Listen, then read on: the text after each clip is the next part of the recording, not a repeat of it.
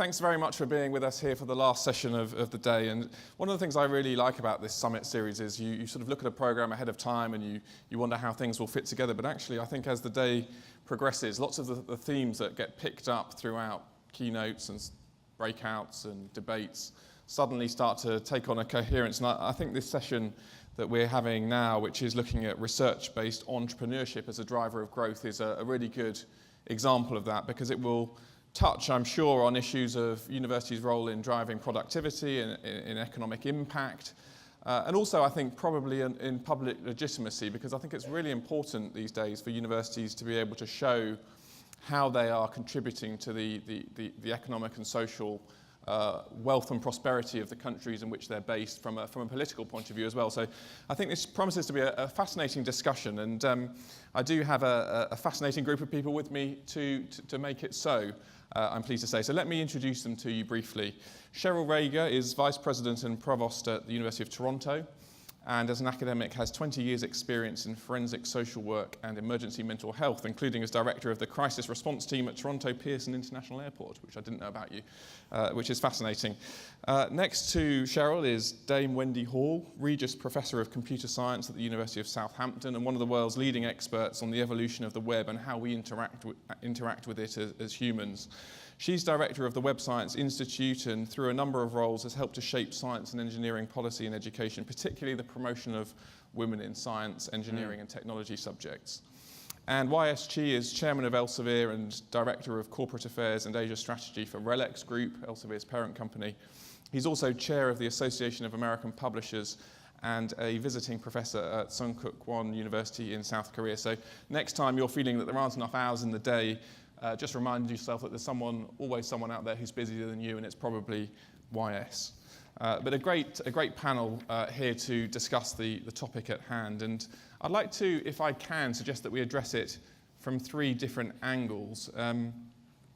Cheryl, I'm going to nominate you to take the university perspective. Wendy, I think I've asked you to take on a sort of policy perspective on this topic. And YS, if you'd like to come at it from an industry perspective, at least initially, we'll have some opening remarks from each of them, and then we'll throw it open to debate and hopefully involve you as much as possible as well. But I'm going to start with Cheryl. And Cheryl, research-based entrepreneurship relies on healthy interactions between academics working in both basic and applied research and with industry itself. I wonder if we could perhaps look at how dual appointments between universities and the tech industry in particular have changed the way that those interactions take place and the outcomes on both sides. And I suppose I'm thinking here in particular about joint roles such as the Google-Toronto link embodied by Geoffrey Hinton and others.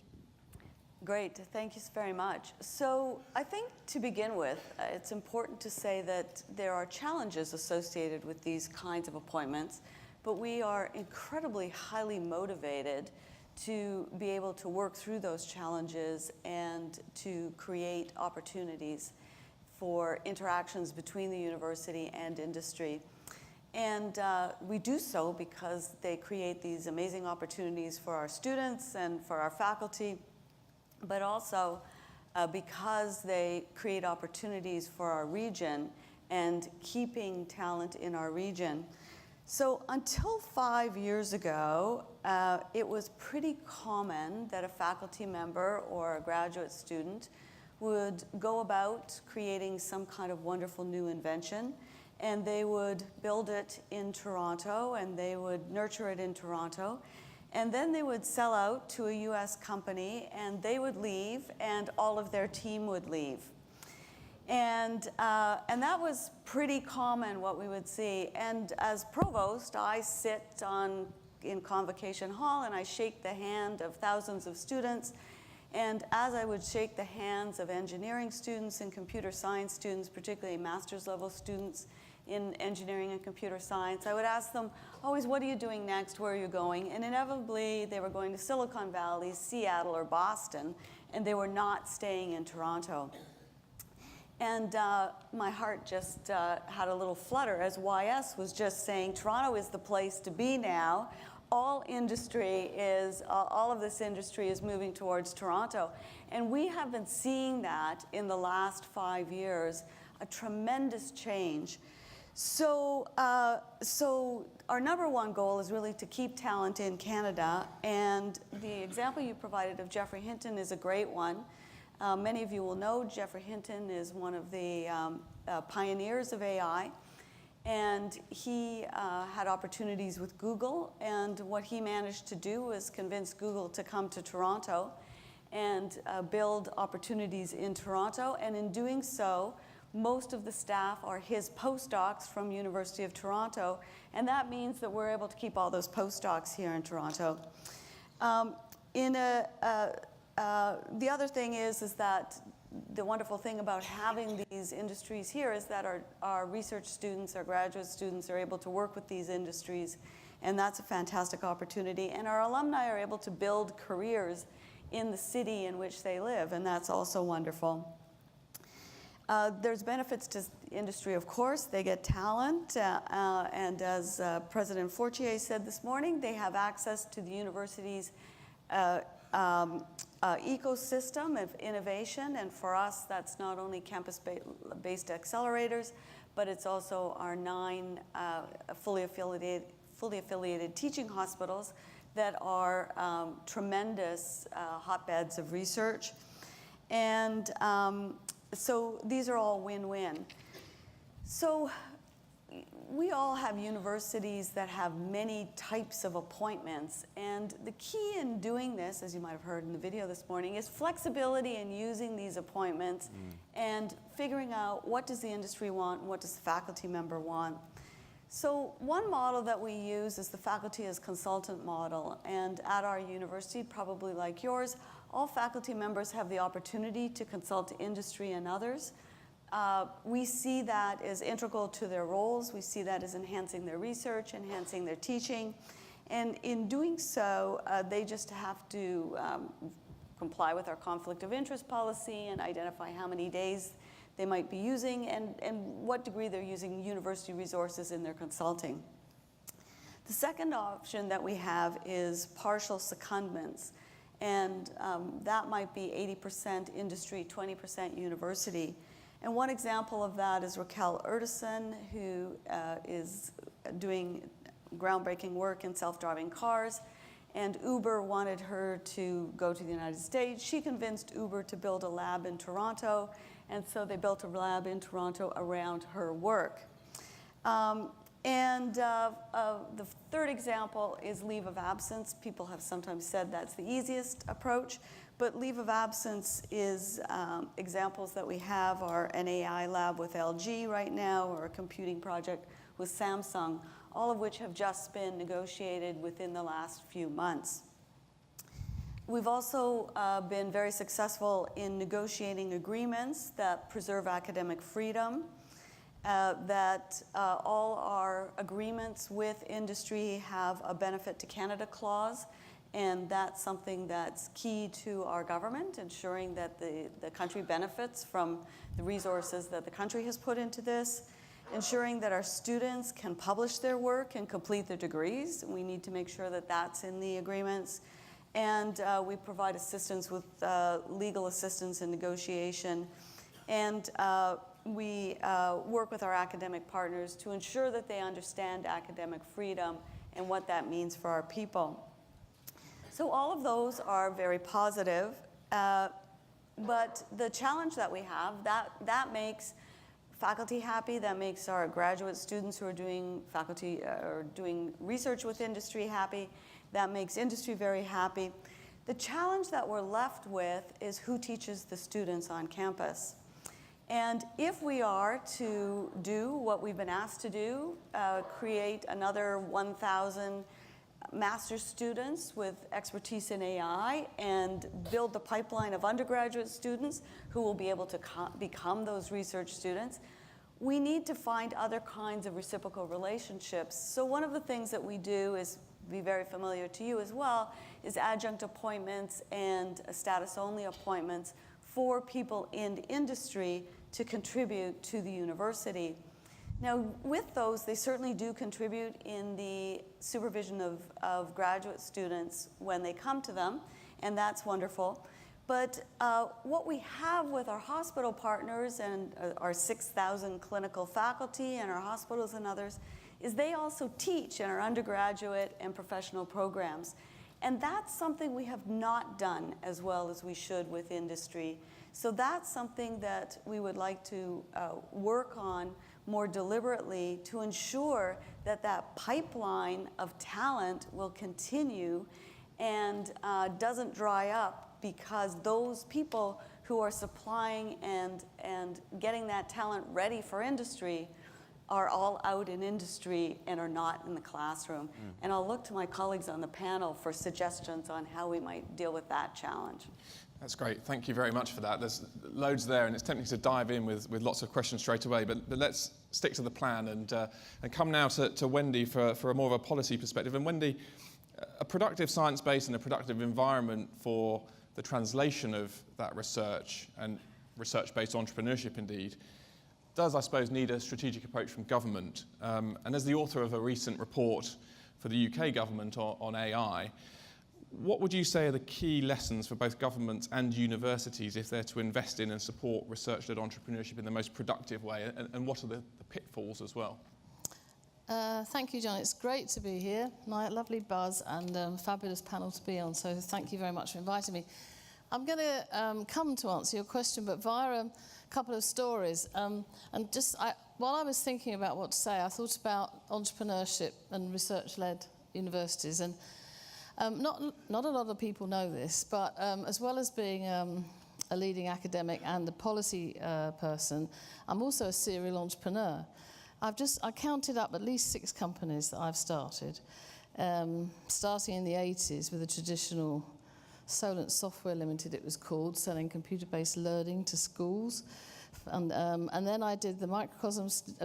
Microcosm went out as a university startup. If you know me, you know about Microcosm, the hypermedia system. And that went out as a university startup. And we did ePrints at Southampton, which is open source and run through a company I set up to do consultancy through the university. I did Garlic with Nigel Shadbolt and others. That was a post-web startup. Which it was out of the university, but it wasn't a university startup. And I've got another one at the moment on our linked data technology. None of this, by the way, has made me any money. And I think what that makes me think about, I made some money, but not millions and millions. I mean, small checks here and there. But it's you will also, if you know me, know I've always been an academic. I've never taken a career break to go out into industry, and who knows what might have been different had the climate been different. When we did the Microcosm spin-out in the 90s, there was absolutely no support in the UK for academics going out. You had to give up your job at the university, basically, and take a risk on a startup.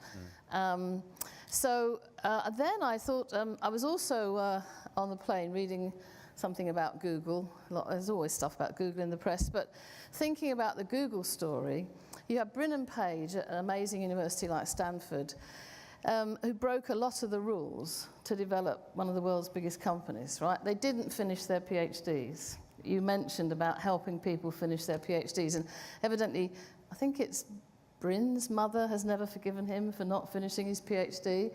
But you know, they took a leap into the unknown, and then didn't finish their PhDs. Their supervisor, the very famous Terry Winograd, AI professor of long-standing, he helped with the startup, was encouraged by Stanford to do that. The university did not assert any rights on the IP, but look at the benefits having Google as a, in quotes, spin out from Stanford has brought to Stanford.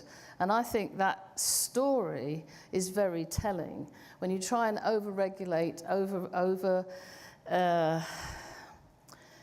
you're trying to create rules for how to make this happen, it's often the disruptors that change everything. So what can governments do? Well, I was looking back again at the policy from, I know the UK government more than any other in terms of policy, and hearing Cheryl talk about Geoffrey Hinton, who is one of our biggest exports to the US. He's UK born and bred, went to Cambridge and Edinburgh, 2 of the top AI universities in the world, And I just checked on Wikipedia, he graduated with his PhD in 1977, which was just when the AI winter hit in funding terms in the UK. There's the famous Lighthill report, which is sort of the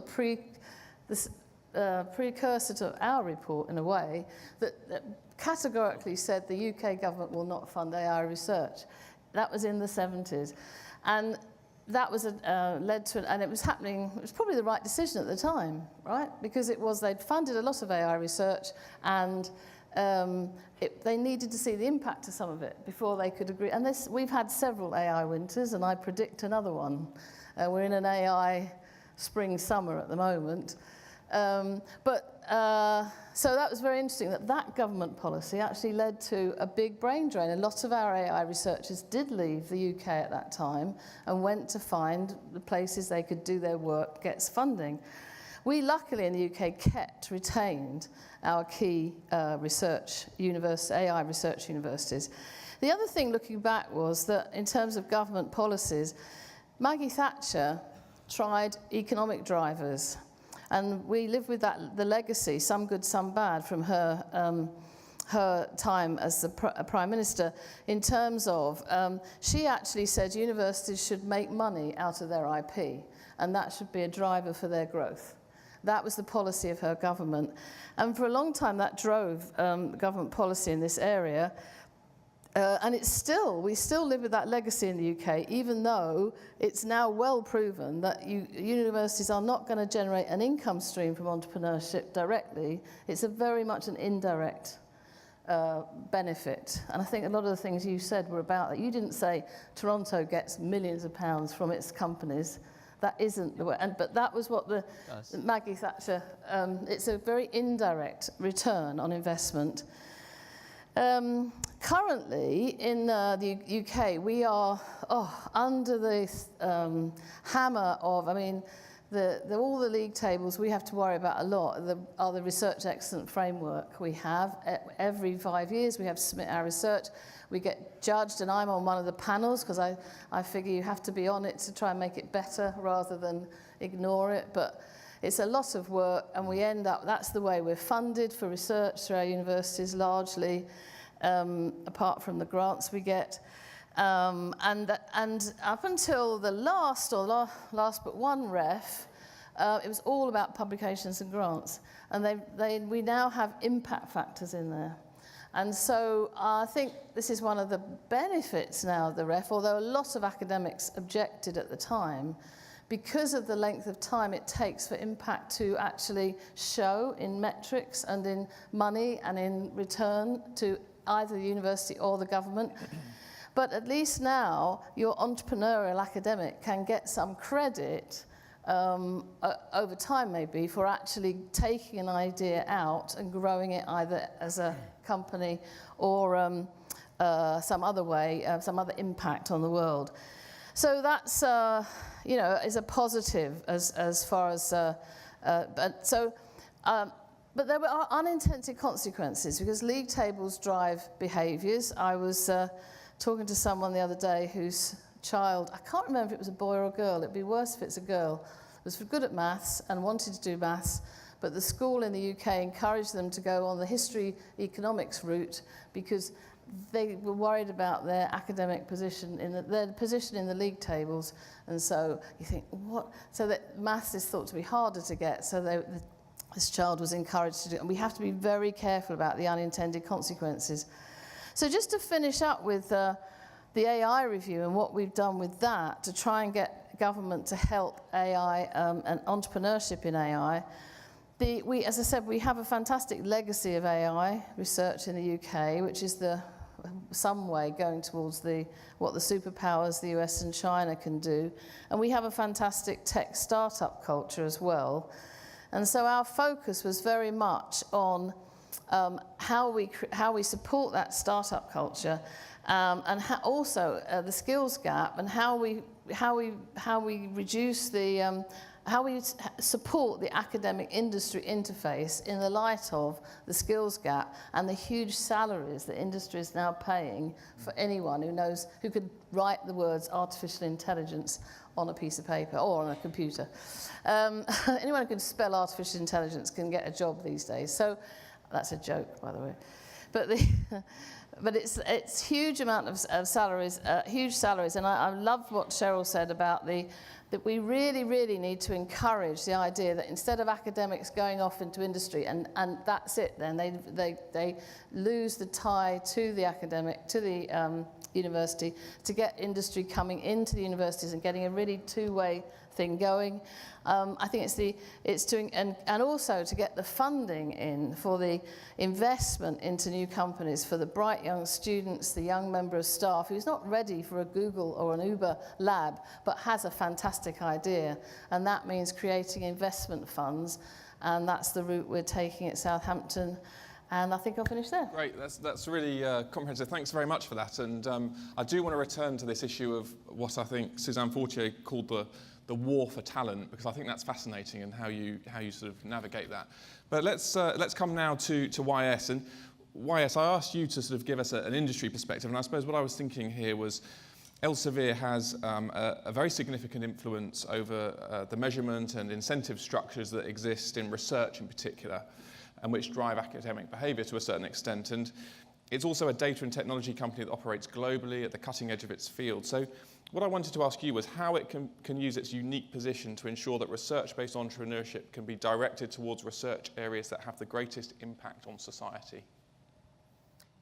Yeah, we think about this question a lot at Elsevier, how we can help direct research and entrepreneurship towards areas that will have the greatest impact on growth, but not regular growth, but sustainable growth.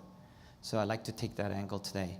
2 years ago at COP22 in Marrakesh, former Secretary General of UN, Ban Ki-moon, said, we don't have a plan B because we don't yet have a planet B.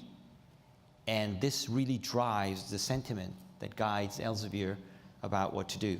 So to drive research in this direction, we're using what I would call as three Ds. One is to disseminate the knowledge. Two is to define new research fields. And finally, three, developing data-driven metrics. So the first one, disseminating knowledge. Most of you in this room know Elsevier as the world's largest STM publisher, and that's our history.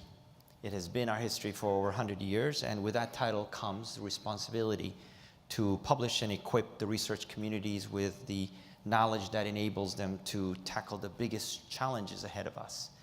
Today I'm wearing a little pin here for SDG goals, and we publish over 190 multidisciplinary journals that address the UN's sustainable development goals, which then, as you may know, are 17 goals and 169 measurements, targets.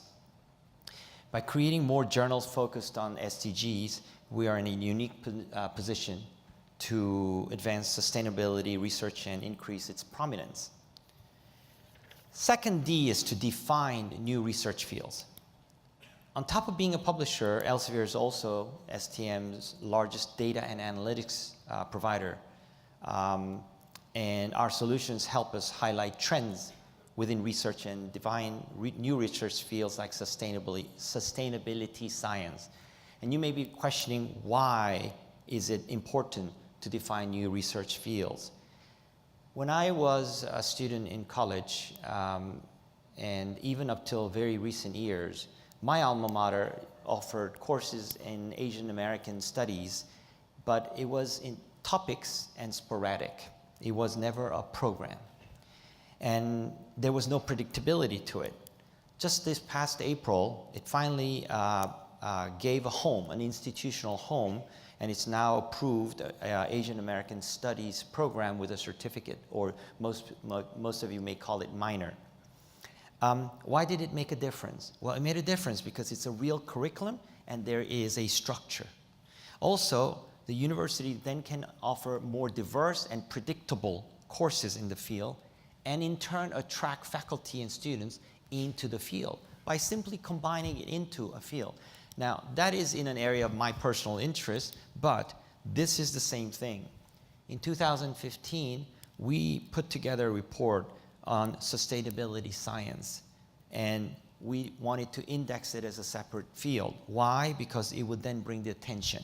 So we ran a study, and this is what we found. Sustainability science is 30% more cited than an average research paper. Half of UK and Germany's publications in this field of sustainability science is involving international collaboration. And over the 4 years, sustainability science grows at twice the rate of all the rest of the science. Right? By combining, we now put a highlight on this area. So defining new research field is an important priority for us. The third D is developing data-based or data-driven metrics. We not only try to drive research focus and innovation itself, but through evidence. And as you know, THE, we are the THE's data partner for the work that they do in global university ranking. But consider how a university would respond if a sustainability metric was introduced into the ranking consideration. There would definitely be a lot more investment in sustainability research. The addition of one metric could significantly drive the growth of the field. In fact, we may see the effects of this very soon, because I was told that THE is currently developing a plan to include an SDG-driven metric system using data from the universities and the Elsevier. So that's a great news. But as you know, metrics can be used beyond university rankings. They also help policymakers determine future strategies, and funders to determine where their money will be most effective. Now, of course, most important thing to remember is that societal impact is difficult to measure. And as we heard this morning from Minister Ong, we need a mindset that is ready and willing to measure long-term things and have the patience to do so. And that we don't look at an annual ranking, but we look at a longitudinal way of the impact. And I know in this audience, I recognize some of my friends who are running universities and have the pleasure of serving for a very long time. Not a 4-year term, but many of them over 10 years. And that is what we need. We need long-term measurement to do this. And so we hope that we can help provide these 3 Ds to the academic community and to the policymakers so that we can focus our investment as much as possible to these areas. Well, yes, thanks very much for that. And it's absolutely right that THE is looking very hard at how we produce a new impact ranking that will draw on the SDG, the areas measured by the SDGs, and that's due to be published, I think, next April before the Impact Summit, which is happening in KAIST. But 3 really interesting perspectives there. I want this to be a time for you to ask questions rather than all the questions come through me. So do stick your hand up. I can see a couple of questions, or 1 question so far, coming through on Slido as well. So that's another route for you to put your questions to the panel. But if I could just get things started, I'm a journalist, so I love a really pithy phrase, and it jumped out at me from the panel earlier when I think it was Suzanne Fortier talked about this war for talent in these cutting-edge tech fields where you have industry actually, able to offer very significant salaries and freedoms and interesting areas for research. And you have young academics coming through, perhaps in postdocs or early career positions, that are being tempted away into these posts. And Cheryl, you started to sketch out a way in which universities can address that and start to mitigate some of the allure of industry. But I wonder if you could perhaps reflect as a trio on how real you think that war for talent is, and how fierce it could become if this continues to be actually the area where vast majority of economic and social change happens over the next 10 years. Is it something that's going to hot up, or do you think universities are going to find a way to navigate through it in a sensible way? Well, I personally think it's going to hot up. I think it's going to continue to be a real challenge. And one of the challenges in this, and Wendy was talking about how AI is hot now, might not be hot at another point in time. And in the universities, we always have to be looking at the long game. And we make long-term investments. So if we have many of our faculty out in industry, they're out on secondments and out on leaves of absence, and then we hire into those fields. So we increase the numbers, and then the field changes, and those people are no longer able to address what the next issue is. That creates a problem for us. So we really do need to think about ways in which industry contributes to the teaching of the universities. So just to give an example, Ministry of Natural Resources in Canada has scientists. Those scientists do work in the north. They don't actually want to be in the north all the time. They sit at our university as adjuncts. We don't pay them anything. They teach our students and do their research. So we provide space. They provide teaching, and their research contributes to our overall research productivity. So it's a real win-win. Yeah. I think that idea of bringing industry into the university from a teaching perspective is something that probably students want as well. There's a survey that happens every year in the UK of students, and they ask students, would you like academics teaching you who are teaching experts, academics who are experts in research-informed, or academics who have industry expertise? And it's always surprising that actually industry expertise is the most sought-after skill within faculty from a student perspective. I don't know if there are any reflections on that. You should have known that the answer would turn out that way, because today, at least in the industries that I know, the countries that I know, young students are worried about the job they're going to get afterward. So they look at undergraduate degree as a pre-professional studies. Yet, we don't want universities to be pre-professional preparation. There should be a certain number of universities that are, but many of you should remain the core. I forgot who said this morning, it wasn't used, but it's liberal arts education. We teach them the love of learning so they can continue to learn, right? That is a university's role. And we can't go with what is hot and fashionable today. Students today are worried about job afterward.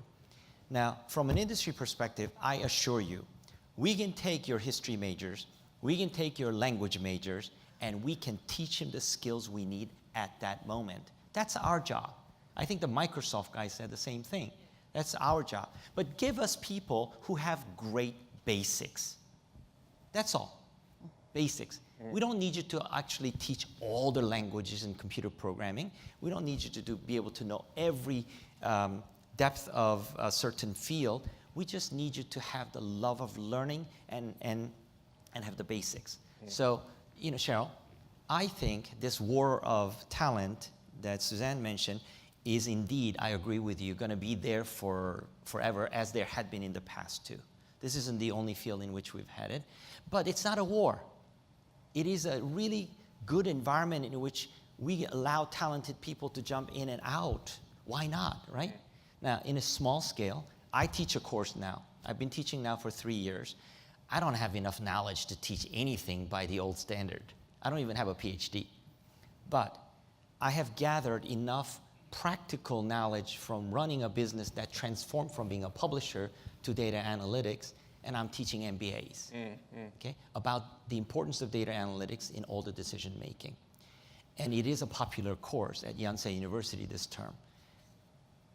What I want to mention here is that I think that the fact that Yonsei can welcome me to teach a course as an adjunct is already a huge change from what it used to be a few years ago, right? And if I talk to my colleagues who are in industrial company or service company, they would love an opportunity to teach a course on your campus.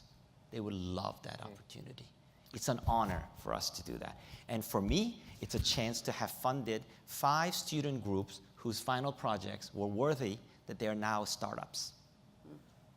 Yeah.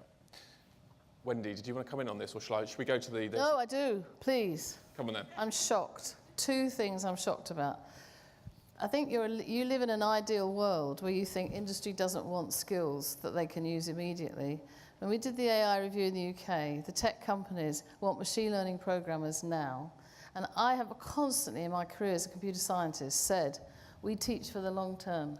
We teach so that they can adapt to any programming language, and industry, including Microsoft, always says to us, we need the people with this skills now. There's a constant tension, and we've got that tension in AI now.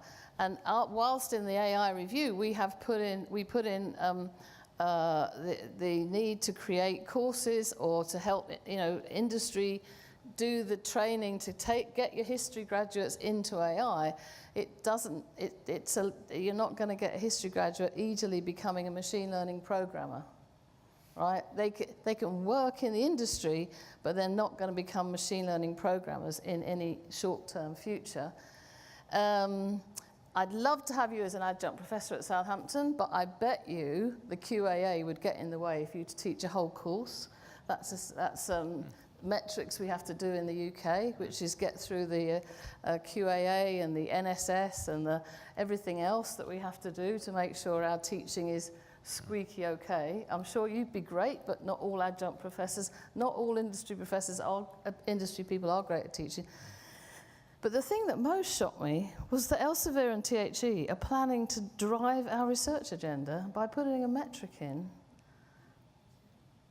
that will drive a particular research agenda. I'm just appalled by that. Well, we're developing this isn't going to be inserted into the World University Rankings, to be clear. This is a separate ranking that's going to be focusing on SDG goals and impact.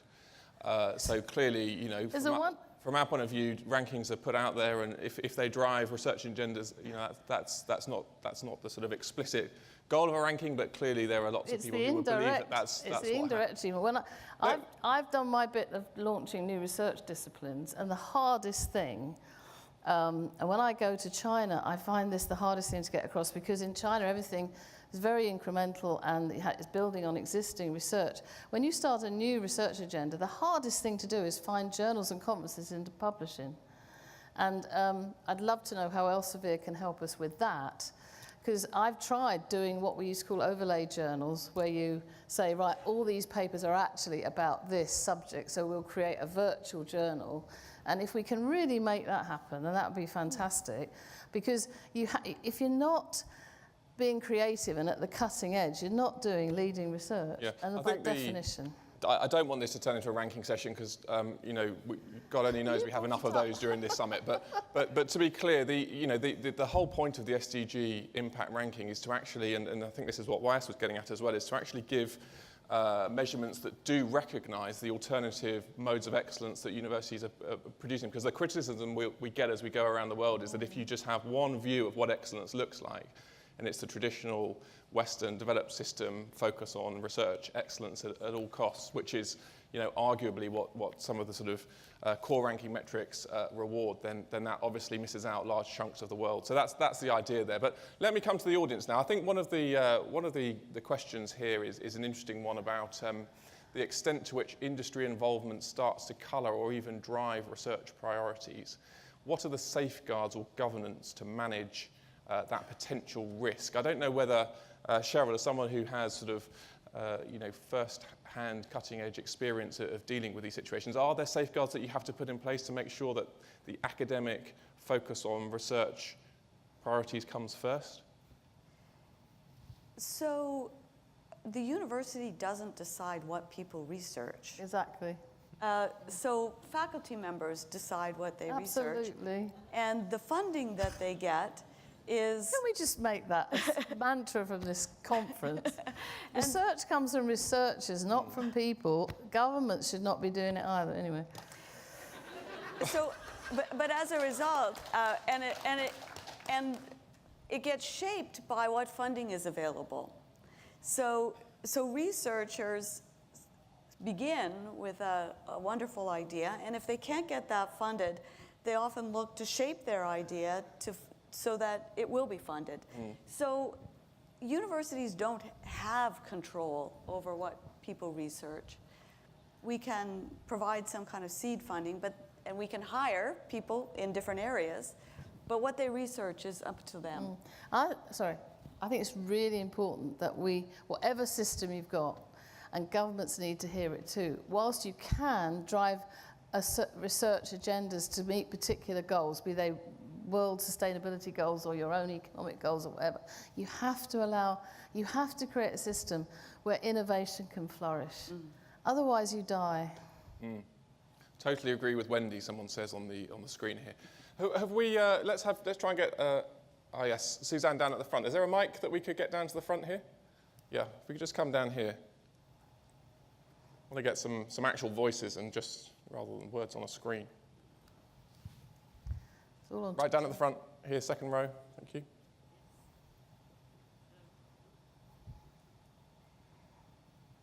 Unfortunately, from McGill, I like the models that you are describing with bringing industry people into our university and our university into industry. I love words, and I will tell you what adjunct means when I Google it. A thing added to something else as a supplementary rather than an essential part. If you came to my university, you would not be called an adjunct professor. You would be called a professor of practice. And I think it's time that we pay attention to our words. I agree with that. Because if we don't want a war for talent, then let's show respect, mutual respect. Yeah. So I hope that someday you'll consider being a professor of practice at McGill University. That's fabulous. Oh, well. Thank you. There you go, a job offer Do I have to the teach in stage. French? I can. Je peux. Ça va? Je peux faire en français. I mean, why does nomenclature like that matter? Yes, Do you think it's important that you're called a professor of practice rather than an adjunct, or is, from your perspective, is that sort of, you know? I just find it an honor to be on university campus because I wear multiple hats, including the fact that I sit on 5 university boards, and I know what it's like to be inside. I left academic world very early without ever completing a research career, so I'm the only person in my family who doesn't have a PhD, so it was always looking out from outside in. But I think titles are important. Also going the other way, how we treat professors when they come into the industry or PhD students, and we should be careful about that. And I just want to go back to an earlier point that you made. The reason why we want to create these metrics is so that it gets the attention of the people who can affect our research community. And the one that we target most often is the funding bodies. In order for funding bodies to know that these subject areas do matter and that it requires more resources. So part of my job is going around the world doing these analyses to show that in certain country, you're very strong in these areas. Are you really investing sufficiently? Or these areas are not being funded adequately, and give them food for thought. It's not our decision to do one thing or another, but we believe that evidence helps convince policymakers who are not accustomed to the research environment. And that's what we try to do. So I don't think that this is anything to do with ranking. Wendy, I sense another contrarian view, do I? Well, I disagree. So I don't think it's the role of Elsevier to do that. Let me ask a question. There's an interesting one here about lifelong learning, which has been a theme throughout the day. This idea that we're now entering a phase of the workplace in particular where having a degree as a 21-year-old is no longer setting you up for life. You have to keep coming back for continuous training and development. Somebody asked, what does lifelong learning mean for industry if all industry wants is the basics? So if we believe this view that the industry wants the all-rounder YS that you described, as somebody with the sort of the broad view of disciplines and so on and so forth, does that also mean that actually the lifelong learning idea that's being pursued very heavily here in Singapore, for example, is no longer relevant, or can you combine? Oh, no, it's completely relevant. So what I meant by basic skill is for 21-year-olds, right? And I think that one of the problems that I face in dealing with my students is they just don't know what to do yet. They haven't been exposed to enough to set their direction in one area. That's why I've been sometimes critical of systems, education systems in certain parts of the world where they as a young person at age 16 or 17, they predetermine which university they'll go and which subject they will study, versus the system I went through in America where we get to just kind of choose by the time we graduate. So That's what I meant. However, in linking that to the lifetime learning, I am very supportive of the idea of university getting really involved in this lifetime learning because, one, skills that we equip them with and they leave our campus doesn't necessarily last so long. Number two, there are so many new things that happen that one did not have an option to study that they may want to do later on. And three, because employers do much better using university to do that training than they can do on their own. That's the reason why I think it's completely consistent. But at age 21, it's a very different thing. I don't think most 21-year-olds really know what they want to do for 50 years. Most don't. Cheryl. So I think most universities will have something that's equivalent to a school of continuing studies, Absolutely. which we do. And we have 30,000 registrants a year in our school of continuing studies, and that doesn't count people who are taking our business school executive and those kinds of things. And we've seen a tremendous shift. It used to be people later in life who would go to School of Continuing Studies that take art history because they were about to go to on a trip to Italy and they wanted to know something about art history before they went. Now it's almost always certificates in project management, certificate of coding boot camps, a number of different things like that is really what these kinds of programs are moving towards. So I think that there's a huge opportunity there. There's also an opportunity to partner with industry, which we do, where we take credits, so in-house training that industry does, we give credits towards our continuing education certificates when we have a particular agreement with that industry. So it allows us to do some of the teaching, it allows perhaps people not in that industry to take some of the in-house training as well. And it's a great opportunity to partner with industry around lifelong learning. Thank you. Have we got any questions from the room? There's a hand up at the back here. I'm not sure where the mic is. I've got it just next door. Oh, you got it. Sarah Springman, ETH Zurich. We have a system whereby we have the so-called Lehrbeauftragte, 2,000 names of people who contribute to either part courses or run a whole course in our bachelor and our masters. And that is really fantastic because people come from industry and they feed in their experience. And I think that works really well. I'd never come across it in the UK where I was before, and maybe that's an option for other people to think about using. I'm also very interested in the concept of research-based entrepreneurism and how you bring that into the students at an early age. Does the panel believe that there will be a sort of sabbatical for bachelor students to learn and practice research-based entrepreneurship, or will they have to wait to masters to be able to do that? Thank you. Thanks. Wendy. Yes. We're enabling, I don't know what it's like. They do it already. Yeah. We enable students to take, it's not actually that easy for some of them to think about doing it, but there's the ability, certainly at Southampton it's true, it's true at Toronto. Mm-hmm. Yeah, I think that system does work in most places where you can take a year off or even 2 years off, depends on policy, to enter into an entrepreneurial effort.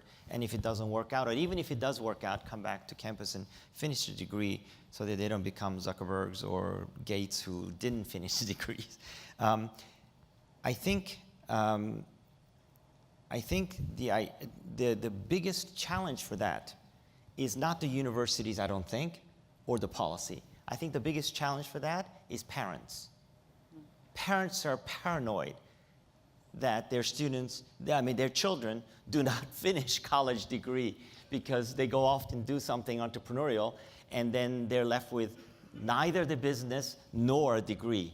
And so we need to get into a bit of education to the parents so that the students feel confident to go and do that.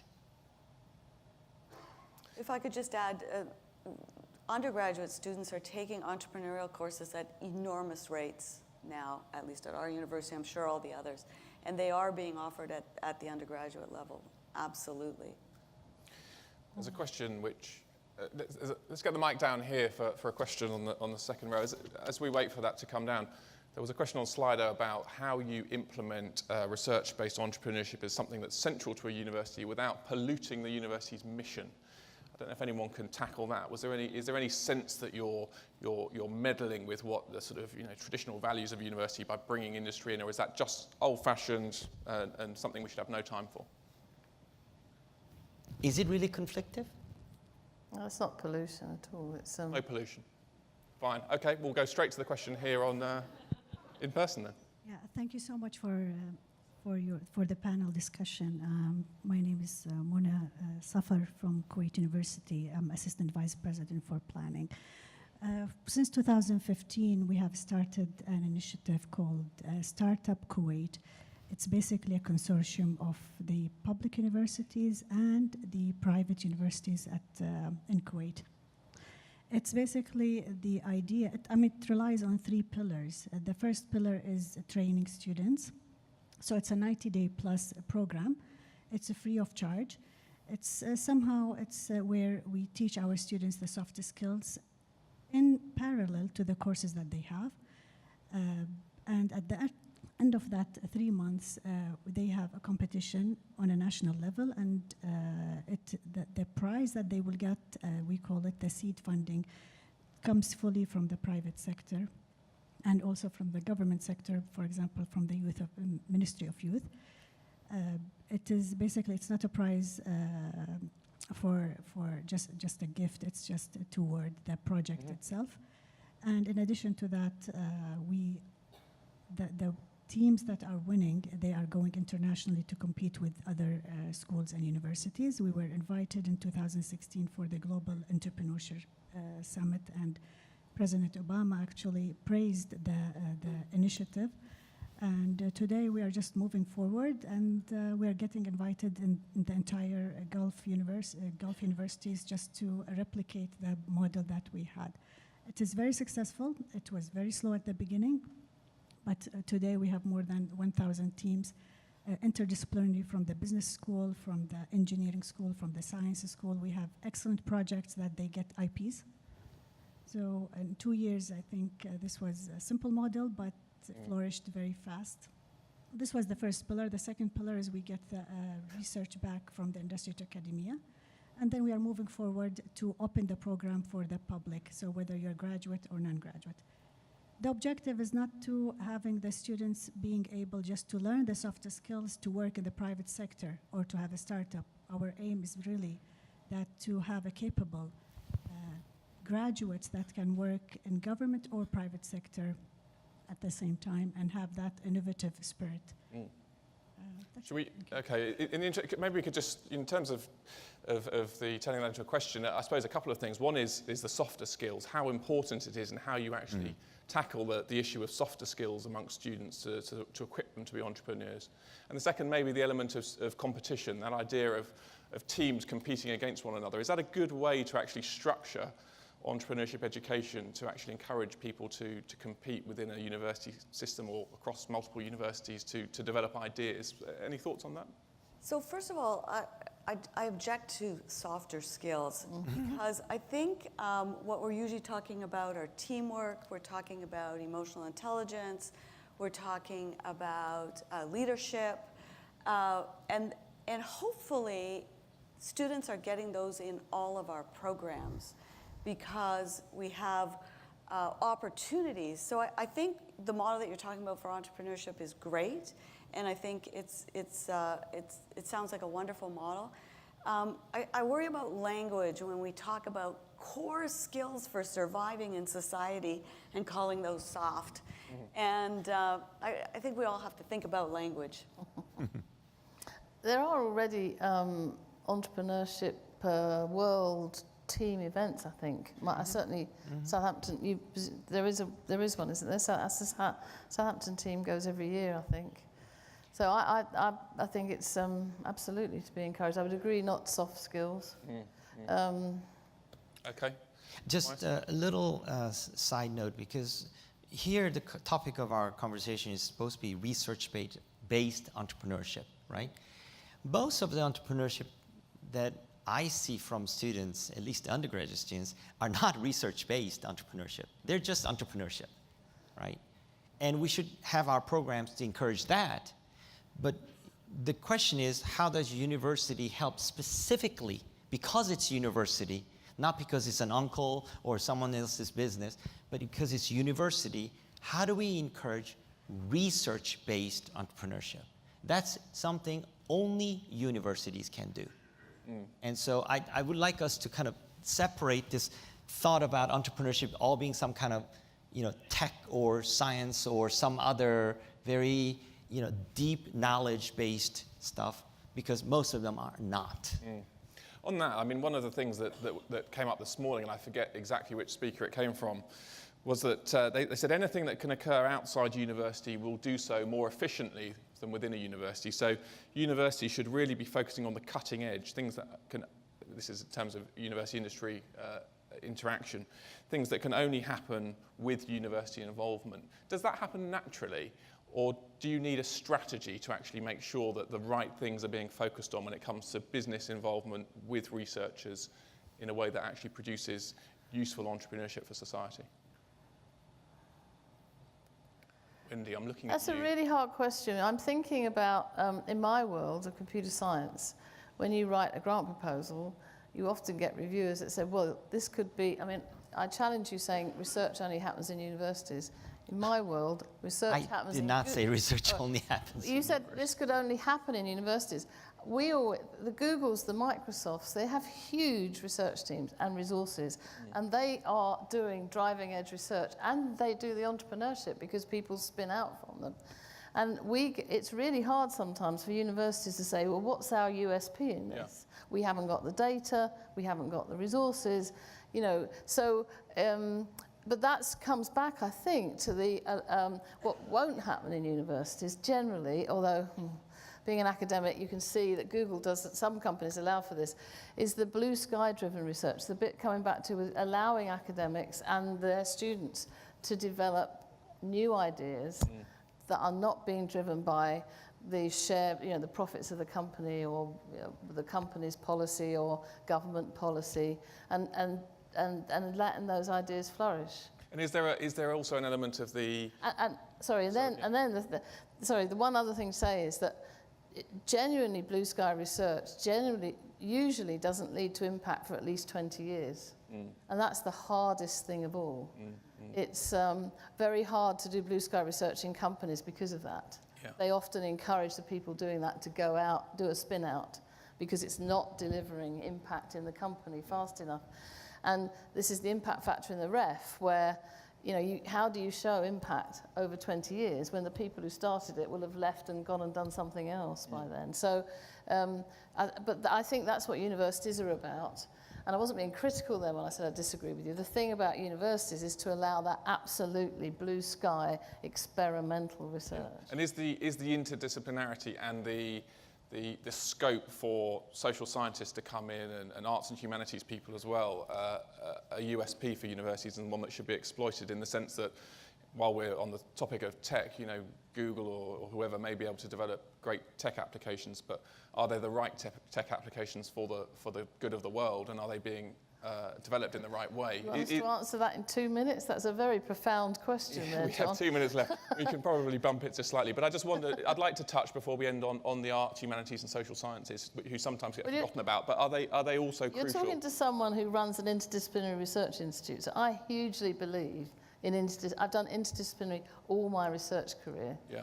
And sometimes it's like pushing, peas uphill. It's really, really hard to do interdisciplinary, and partly it's the metric stuff that drives you against it, because we're all judged by our disciplines effectively. Yeah. So I really want to put drivers in that help support interdisciplinary research, because currently, and for all the big new stuff like sustainability, climate, the medical issues we have, energy issues, all the big challenges are going to be solved with interdisciplinary teams. And Cheryl, is this something that you find big tech companies understand and want from universities, a view from social science as well as from computer science, for example? Well, I think that industry supports that kind of research in a different way. So an example is we have a project called the REACH project, where Professor Joe Guang takes groups of undergraduate and graduate students, and they go out and solve problems like, how do you count births in areas that have no access to health care? And so he takes teams of students out. That's supported by MasterCard Foundation. So I think industry can support them. They may support them differently than something, and some of the things you've talked about, YS, are also supporting entrepreneurship that isn't necessarily profit-driven entrepreneurship, it's social entrepreneurship. Yeah. And industry is often wonderful at that. I shouldn't say always, but often wonderful at also supporting that kind of research. And I would say corporations or private sector have learned to be better at that because we are being measured by those who measure us, whether it be shareholders or board of directors, that's the way we should go. So I think that the fact that we are being measured by different sets of people for what we do as being right or wrong, whether it's a funding body for a researcher who gets a grant, or whether it is a corporation that has a shareholder group, or whether it is the society or the government policymakers who decide whether the university is doing a good enough job. I think it's being all driven by this measurement that we are accountable for. And knowing what that is and helping change the perception is each one of our roles, right? 15 years ago, the idea of corporate responsibility was foreign. It is now only natural. We're just learning to do it, though, right? And so I think that one of the things that we want to do is to help redefine some of the ways in which we are measured, including the long-term measurement, right? And including the impact to our society in a way that we haven't yet measured. And I think that's the role. And if THE can drive some of these things, that will be even better, because you have a brand that you can help you do that with. Great, we have to leave it there. That was a really lively, challenging, energetic panel to end the day. So thanks so much to all three of the panelists. Please join me in thanking them.